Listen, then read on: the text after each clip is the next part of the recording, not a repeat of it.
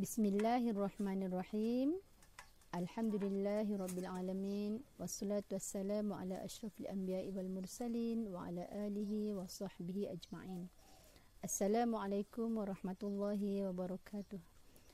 Jadi insya-Allah pada minggu ini kita bertemu lagi dalam segmen Kultum, iaitu kuliah 7 minit, dan insya-Allah anak akan membawa tajuk yang tidak asing bagi kita, iaitu bahaya ujub dan cara mengikisnya. Jadi Islam memberi maksud ujub itu ialah bangga terhadap diri ataupun kagum kepada amal kebajikan yang kita lakukan dan ujub ini sebenarnya adalah sifat yang sangat tercela kerana banyak bahaya ujub. Di antaranya ialah dia akan menyebabkan pahala kita terhadap suatu amalan yang kita lakukan itu akan terbatal. Di samping itu, ujub juga akan menyebabkan kemurkaan Allah Subhanahu wa taala. Nabi Muhammad sallallahu alaihi wasallam bersabda, seseorang yang menyesali dosanya, maka ia menanti rahmat Allah. Adapun seseorang yang ujub terhadap amalannya, maka dia telah mengundang ataupun menanti kemurkaan Allah Subhanahu wa taala. Hadis riwayat Baihaqi. Kemudian ujub juga akan menyebabkan seorang itu terjerumus kepada kelembah ghurur, iaitu terpedaya, dan menyebabkan dia terdedah kepada sifat takabur ataupun bangga diri. Dan akhirnya menyebabkan seorang itu akan mengalami kerugian yang sangat besar, kerana bila kita ada dalam diri kita itu sifat ujub, menyebabkan hati kita akan menjadi keras dan kita lama-kelamaan akan susah menerima nasihat dan tausiah. Auzubillah.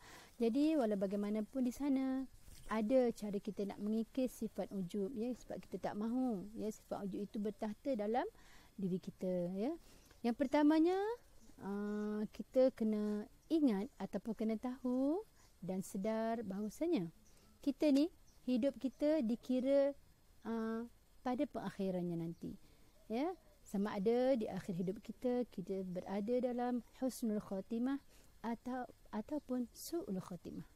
Husnul khatimah ialah pengakhiran yang baik, manakala su'ul khatimah ialah pengakhiran yang tak baik, yang buruk. Jadi kita kena doa pada Allah Subhanahu wa taala, Allahumma khtim lana bi husnil khatimah wa la takhtim alaina bi su'il khatimah. Ya Allah, kau akhirilah kehidupanku dengan kebaikan, jangan kau akhiri hidupku ya Allah dengan keburukan. Jadi kita takut di akhir hidup kita nanti tak ada pahala yang kita nak bawa kepada Allah Subhanahu wa taala, kerana kita sampingkan amalan kita dengan perasaan ujub, iaitu bangga kepada amalan kita. Yang keduanya, apabila kita melihat orang yang lebih tua daripada kita, cuba kita rasakan dalam diri kita bahawasanya dia lebih tua daripada kita, pastinya banyaklah amal ibadah yang dia lakukan daripada kita yang lebih muda. Dan apabila kita melihat orang yang lebih muda, tanamkan dalam diri perasaan, kita kata gini, dia lebih muda daripada kita, pastinya tidak banyak dosa ataupun maksiat yang dia lakukan berbanding dengan kita yang lebih tua. Jadi dengan itu kita dapat mengikis sedikit demi sedikit sifat ujub terhadap amalan yang kita ada. Selain daripada itu, apabila kita melihat orang alim ataupun orang berilmu, banyak ilmunya, rasakan dalam diri banyaknya Allah dah beri ilmu pada dia, berbanding kita ni baru ada sedikit ilmu. Tak payah nak ujub, tak payah nak bangga kepada ilmu yang kita ada, kan? Dan apabila kita melihat orang yang jahil, kita rasakan dalam diri kita bahawasanya kemaksiatan yang dia lakukan itu adalah disebabkan kejahilannya. maka Allah tak hitung sebagai dosa kerana dia jahil. Ya. Adapun kita ni, ya, kita melakukan kemaksiatan di atas ilmu ataupun dalam keadaan kita mengetahui, maka kemaksiatan kita akan dikira oleh Allah sebagai satu dosa, kan? Jangan kita pandang rendah kepada orang yang jahil, kan? Kemudian, dan yang terakhir, apabila kita melihat orang kafir, kan? Jangan kita hina dia. Dia kafir, orang kafir, masuk neraka, tak boleh, kan? Tanamkan dalam diri, kan? Tanamkan dalam diri kita, dia itu kafir, kita tak tahu. Mungkin suatu hari Allah beri hidayah kepadanya dan dia akan menerima Islam. Bila seorang kafir itu menerima Islam, mendapat hidayah, maka dia akan lahir semula seolah-olah dia baru lahir, ya, yang mana kalau seorang baru lahir, dia akan putih bersih seperti kain putih, tidak ada noda di kain putih tersebut. Bayi yang baru lahir tidak ada dosa, bersih.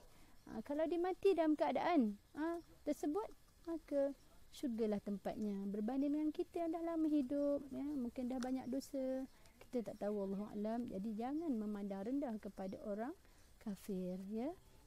Jadi itulah di antara cara-cara kita cuba nak menghakis sifat ujub yang ada pada diri sekiranya ada, ya.